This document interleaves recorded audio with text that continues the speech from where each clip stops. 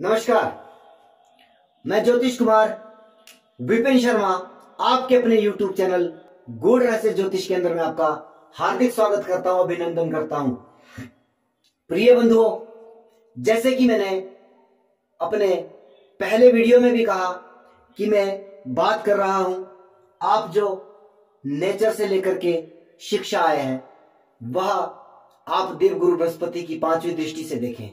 लेकिन आज मैं बात करूंगा देवगुरु बृहस्पति की 9वीं दृष्टि। और आप जैसे कि जानते हैं कि हम नवम भाव से अपने भाग्य को देखते हैं, तो आपका भाग्य जो है किस व्यक्ति के द्वारा या किस भाव से या किस कार्य के द्वारा हो सकता है, यह आपके कुंडली में देवगुरु बृहस्पति की प्लेसमेंट व उसकी 9वीं दृष्टि आपको प्रदान करती है। जैसे कि आपको मैंने पहले कहा कि ये जो ग्रहों की विशेष दृष्टियां होती है, मेरी इस पर एक सीरीज चल रही है। अभी इसके बाद मैं मंगल के ऊपर भी वीडियो बनाऊंगा।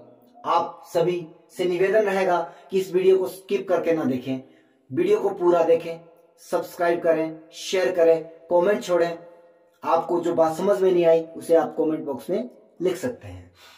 पहली बात, अगर देवगुरु बृहस्पति आपके 9वें भाव में बैठे हैं, क्षमा कीजिएगा, देवगुरु बृहस्पति अगर आपके लगन भाव में बैठे हैं और उनकी दृष्टि जो 9वीं दृष्टि जो है आपकी वह आ रही है 9वें भाव पर।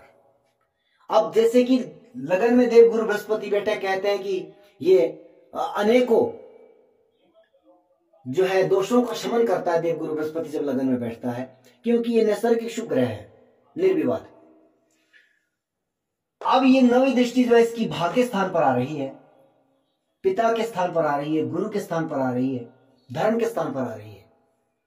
तो नवे भाव से हम भाग्य को देखते हैं। आपके भाग्य की उन्नति का कौन सा रास्ता है, कौन सा कारण है, आप समझिएगा। आप यदि धर्म कर्म के काम में तल्लीन है तो यह भाग्य उन्नति का आपका मार्ग बनता है, या आपका भाग्य जो है आपके पिता के द्वारा निर्धारित होता है, या गुरु के द्वारा, या गुरु तुल्य या पिता तुल्य किसी व्यक्ति के माध्यम से आपके भाग्य की उन्नति होगी। अब मैं बात करूंगा द्वितीय भाव में यदि देवगुरु बृहस्पति है और उनकी 9वीं दृष्टि आपके 10वें भाव पर जा रही है, यह कर्म का भाव है। सीधी सी बात है, दूसरे भाव से हम जो है धन द्रव्य खजाना आदि देखते हैं, और 10वां भाव हमारा कर्म का भाव है। तो यहां से सीधी जो बात है कि आपके भाग्य की उन्नति आपका भाग्य आपका साथ आपके कर्मों के माध्यम से देगा। यह भाग्य की वृद्धि, यह भाग्य जागृत कब होगा, जब आप कर्म करोगे। अब कौन सा कर्म, क्या कर्म, वो तो आपकी कुंडली के ऊपर डिपेंड करता है।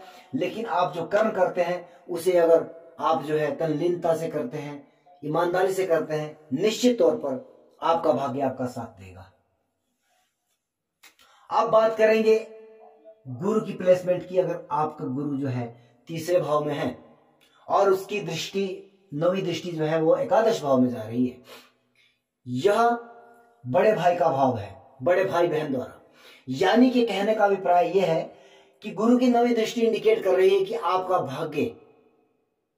भाग्य उदित होगा आपके बड़े भाई के द्वारा, आपकी बड़ी बहन के द्वारा, या आपके मित्र के द्वारा।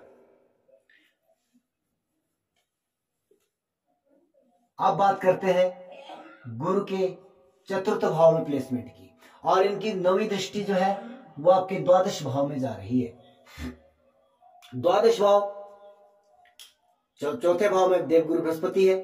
आपके भाग्य की उन्नति देखिए, यहां से भी हम जो है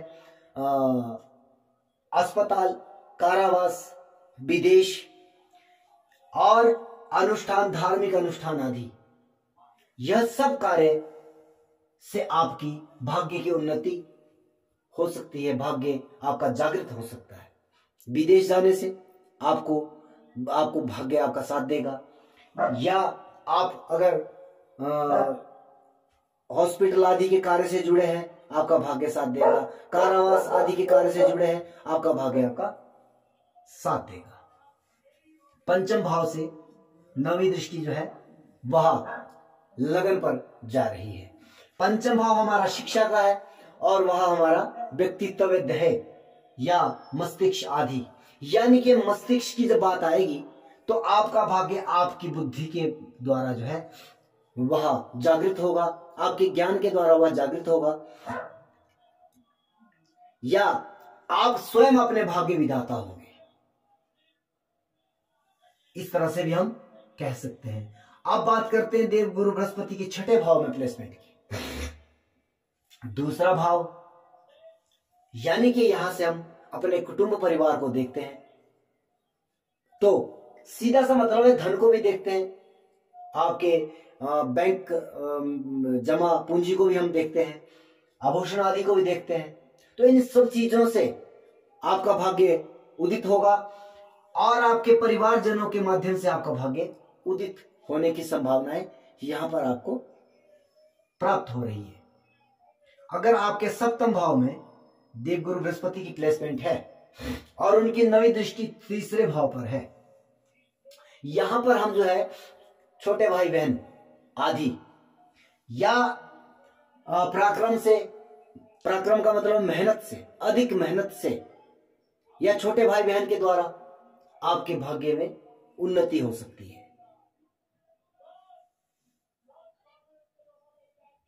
अब बात कर रहे हैं अष्टम भाव की बृहस्पति की, जिसकी चौथी नवी दृष्टि जो है आपके चतुर्थ भाव पर है।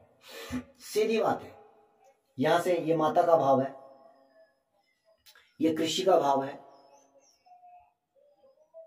यह मनोरंजन का भाव है, जमीन जायदाद का भाव है, वाहन आदि का भाव है। तो यहां से हम क्या कहेंगे कि माता के द्वारा आपके भाग्य की उन्नति होगी, या इन जो कार्य है, कृषि कार्य है, वाहन आदि के कार्य है, क्रय विक्रय आदि के, तो उससे भी आपकी भाग्य की उन्नति होगी। नवम भाव में देवगुरु बृहस्पति की और पंचम भाव में नवी दृष्टि पड़ रही है।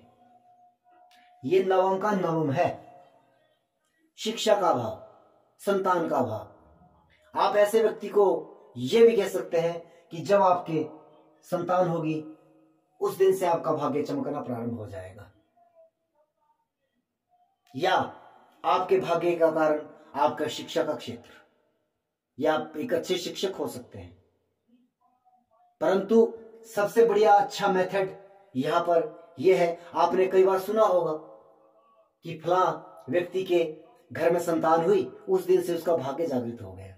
यह वह व्यक्ति है जिनके नवम भाव में देवगुरु बृहस्पति की प्लेसमेंट है। अब बात करेंगे दशम भाव में देवगुरु बृहस्पति की प्लेसमेंट की, और उनकी नवी दृष्टि आपके छठे भाव में आ रही है। अब यहां पर हम विशेष रिश्ता क्या देखते हैं, छोटे मामा मामी, छोटे मौसा मौसी। तो कह सकते हैं कि या तो नौकरी के व्यवसाय से आपके भाग्य की उन्नति होगी, और या आपके छोटे मामा मामी मौसा मौसी के द्वारा आपके भाग्य में उन्नति होने की संभावनाएं हैं, भाग्य वृद्धि की संभावनाएं हैं। बात करेंगे 11th हाउस में, एकादश भाव में अगर देवगुरु बृहस्पति की प्लेसमेंट है और उनकी नवी दृष्टि आपके 7th हाउस यानी कि आपके दाम्पत्य जीवन के घर पर पड़ रही है, और आप ऐसे व्यक्ति को सीधे तौर पर कह सकते हो कि जिस दिन आपका विवाह होगा उस दिन आपका भाग्य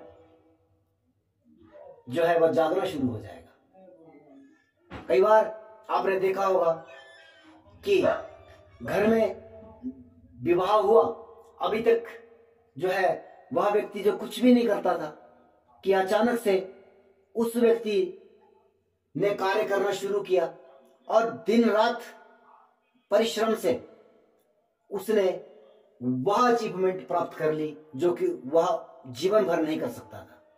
और लोग कहते हैं कि भाई इसके घर में जो धर्मपत्नी आई है, या इस कन्या की जो शादी है वह ऐसे पुरुष से हुई है कि इसका भाग्य उस दिन से जागृत हो गया। आप ऐसा उस व्यक्ति के लिए कह सकते हैं, या बिजनेस पार्टनर के द्वारा भी आपका भाग्य उदित हो सकता है, क्योंकि यह पार्टनर का भी भाव है, बिजनेस पार्टनर का भाव भी है। ऐसे व्यक्तियों को अगर सप्तम भाव या सप्तमेश की स्थिति अच्छी हो, कुंडली की स्थिति अच्छी हो, व्यवसाय में अगर पार्टनरशिप में वह काम करता है तो ज्यादा मुनाफा भी उसको प्राप्त हो सकता है। द्वादश भाव में देव गुरु बृहस्पति की स्थिति और उनकी नवी दृष्टि जो है वह अष्टम भाव पर है। अब ये जो है अष्टम भाव, ये बड़ा ही ऐसा भाव है जिसको बहुत बुरा कहा जाता है, और अष्टम भाव से अनेक कार्य देखे जा सकते हैं। यहां से हम इस जगह से भी हम तंत्र मंत्र आदि, ज्योतिष का गुप्त खजाना, या मतलब रिसर्च का क्षेत्र है, आप पीएचडी लेवल जो है तब तक आप जो है डॉक्टरेट की डिग्री तब तक प्राप्त नहीं कर सकते जब तक आपके अष्टम भाव मजबूत ना हो या अष्टम भाव एक्टिवेट ना हो। ये ऐसा महत्वपूर्ण भाव है जिसको सब हर कोई बुरा कहता है, लेकिन परमोच्च शिक्षा का यह भाव है। नवम भाव हमारा उच्च शिक्षा का है, लेकिन अष्टम भाव हमारा परमोच्च शिक्षा का भाव है। ऐसे व्यक्ति की भी आप कह सकते हैं कि ससुराल से इसकी भाग्य की उन्नति होगी। द्वादश भाव में जिस व्यक्ति का देवगुरु बृहस्पति की प्लेसमेंट है। प्रिय बंधुओं, उम्मीद करता हूं आपको यह वीडियो, यह कॉन्सेप्ट आपको पसंद आया हो। आप इसके लिए कमेंट करें, मेरे YouTube चैनल को सब्सक्राइब करें, शेयर करें, बेल आइकन को दबाएं। जय हिंद। मेरे अगले वीडियो का इंतजार करें। मैं अगला वीडियो जो है